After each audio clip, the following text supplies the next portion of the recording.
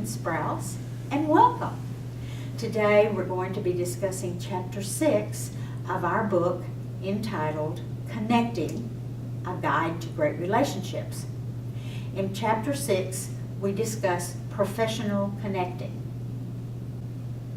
We discuss family dynamics and the fact that bringing a healthy family values into the workplace is not only good for the mental health of its members, it's also good for the business.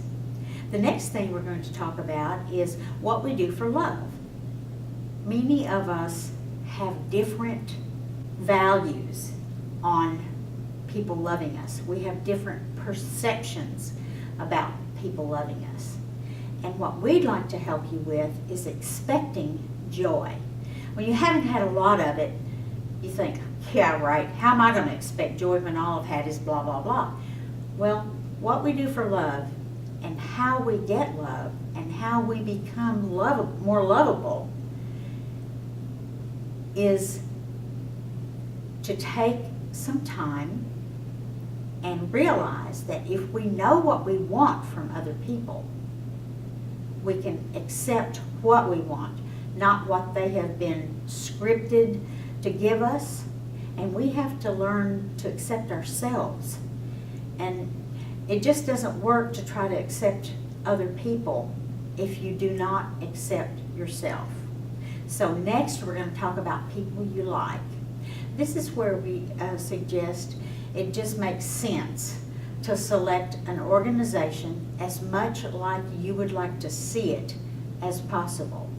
When you think about choosing your spouse, I don't know, giving a lot of attention to how you feel at that connection, try to think about your workplace, your career, as carefully as you did in selecting your spouse. People spend considerably more time with their organization or in their career than they do with the people that they love.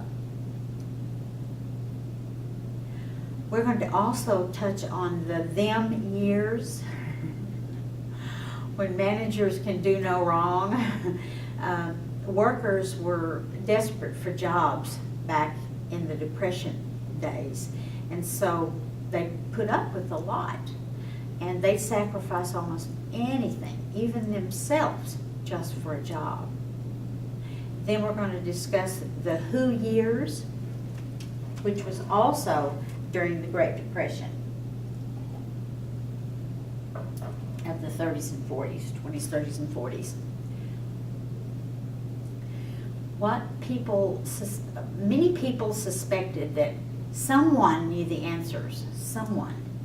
But they constantly asked, who? Then we're going to discuss the I years. The 50s and the 60s have been called the me generation.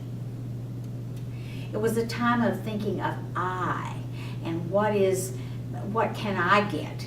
And it doesn't matter what grand expense anybody else has. I'm going to claim all that I can. The prevailing philosophy of life for many was, if it feels good, do it. It was these years that spawned the explosion of the so-called drug culture, when selfishness was in fashion and the degree of selfishness one chose was irrelevant. That was very sad. And finally, we're going to be discussing the we years and the power of we. When the word synergy means to have entities coming together to make a sum greater than the mere mathematical addition of the two. The coming together of management and labor is a union of we, both the I and the they, to form a new energy source in the concept of we. The potential of we is unlimited, that combination.